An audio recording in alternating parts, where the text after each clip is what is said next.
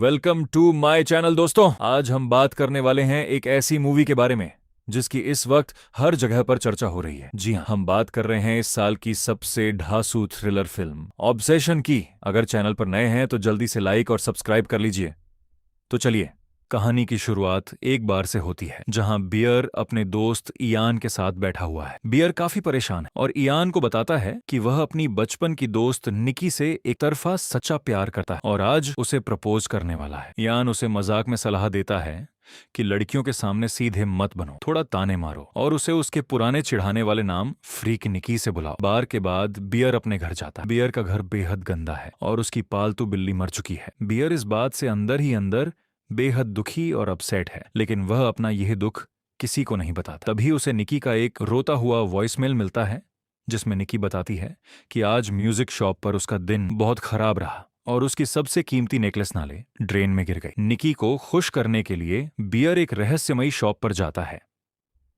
वहां उसे एक जादुई लकड़ी का बॉक्स मिलता है जिसे दिवन विश विलो कहते हैं। शॉपकीपर उसे वार्निंग देती है कि इससे विश मांगने वाले बाद में रोते हैं या मरने की दुआ करते हैं। बियर इसे मजाक समझकर खरीद लेता है। रात को बियर, इयान, निकी और उनकी एक और दोस्त सराह फिर से एक बार में ट्रिविया नाइट के लिए मिलते हैं। वहां इयान बातों बातों में बताता है कि निकी की म्यूजिक शॉप की तिजोरी में एक असली सिल्वर रिवॉल्वर रखी हुई, जिसे सुनकर निकी चिढ़ जाती है क्योंकि उसे बंदूकों से नफरत है। बार के बाद बियर निकी को कार से छोड़ने जाता है और यान की सलाह मानकर उसे मजाक में फ्रीकी निकी बोल देता है। निकी को यह मजाक बुरा लगता है, चली जाती है। बियर दुख और गुस्से में आकर गाड़ी में ही वह जादुई लकड़ी जला देता है और विश मांगता है, काश निकी इस दुनिया में सबसे ज्यादा मुझसे प्यार करे। विश मांगते ही निकी अचानक उसकी कार के पास आती और एक अजीब डरावनी रोबोट जैसी स्माइल के साथ झूठ बोलती है कि उसके पापा को कैंसर है और वह अकेले नहीं रहना चाहती। घर आकर जब बियर उसे किस करता है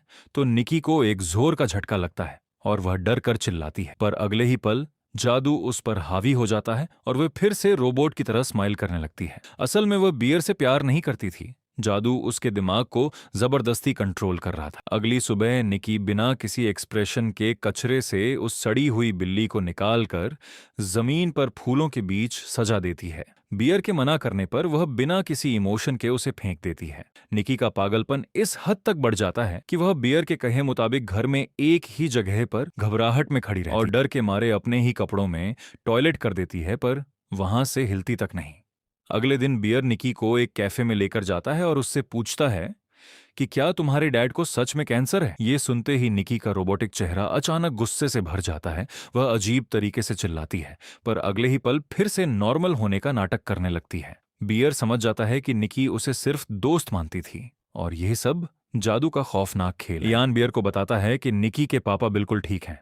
विश मांगने के बाद निकी बियर से इस हद तक साइको प्यार करने लगती है कि अब बेयर को खुद उससे दार लगने लग जाता है। उसका यह पगलपन देखकर बेयर उसे थोड़ी स्पेस मांगता है और यूज खुद से दूर रहने को कहता है, लेकिन निकी इस दार से पगल हो जाती है कि कहीं बेयर यूज हमेशा के लिए छोड़ ना दे। इसीलिए वो अगले दिन सुबह उठकर घर के सारे दरवाजों पर ढेर सारी टेपें, स्टिकी टेप लगा देती है ताकि बेयर यूज छोड़कर कहीं जा ही ना सके।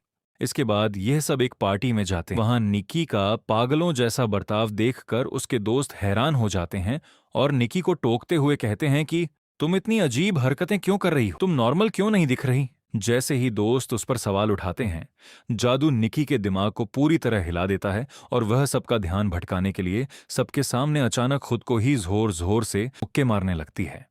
वह खुद का चेहरा लहूलुहान कर लेती है। वहीं सारा बेयर को कार में मिलती है और एक बड़ा थ्रिलर ट्विस्ट बताती। निकी और इयन का पिछले 2 साल से चक्कर चल रहा था और इयन ने रिश्ता तोड़ा, इसलिए निकी परेशान। बेयर को समझ आता है कि निकी यूजे हमेशा सिर्फ एक दोस्त या मनती थी। जैसे ही सरा ये राज बताती है, निकी अचानक अंधेरे से निकलती है, घर का शीशा तोड़ती है और एक भरी ब्रिक से सारा का सिर बुरी तरह कुचलकर उसे जान से मार देती है। वह खून से लथपथ होकर बेयर से कहती है, मैं सिर्फ तुम्हारी हूं बेयर, अब हमें इस बॉडी को छुपाना होगा। बेयर दार कर उसी क्रिस्टल शॉप पर भगता है, पर नया क्लर्क कहता है कि विश बदली नहीं जा सकती। बियर इयान के घर जाता है और उसे अपनी आखिरी विश स्टिक देकर बोलता है कि तुम विश मांगो, कि बियर ने कभी कोई विश नहीं मांगी। लेकिन इयान मजाक में बोल देता है, मुझे $1 बिलियन चाहिए, और छत से पैसों की बारिश होने लगती है जिससे आखिरी स्टिक भी बर्बाद। बेयर जब घर लौटता है तो पूरा घर एक मजार श्राइन जैसा बना होता है, जहां सरा की नंगी बॉडी को निकी ने सजा रखा होता है।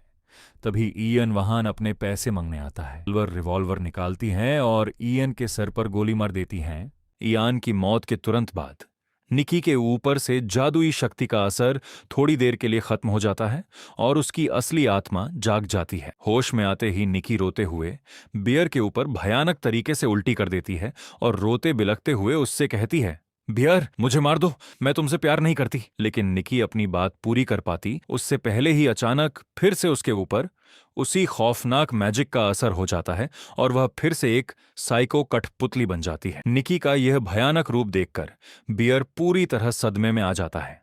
वह इस नरक से आजाद होने के लिए भागकर सीधे बाथरूम में जाता है। वहां जाकर बियर खुदकुशी करने की कोशिश करता है, लेकिन डर के मारे उसकी हिम्मत नहीं पड़ती। घबराहट में बियर बाथरूम में पड़ी ढेर सारी दवाइयां, पिल्स खा लेता है। वह जैसे ही वॉशरूम से बाहर आता है, निकी को गले लगाता है और वहीं दम तोड़ देता है। जैसे ही बियर मरता है, निकी के ऊपर से जादू का असर खत्म हो जाता है। वह होश में आकर अपने आसपास बिखरा खून और लाशें देखती है और डर के मारे चीखने लगती है। इसी खौफनाक सीन के साथ फिल्म का अंत हो जाता है। अगर आपको यह वीडियो पसंद आई हो तो चैनल को सब्सक्राइब करके बेल आइकन को जरूर दबा दें। और हाँ, हमारी अगली वीडियो किस मूवी के एक्सप्लेनेशन पर होनी चाहिए, मुझे कमेंट में उसका नाम लिखकर जरूर बताएं।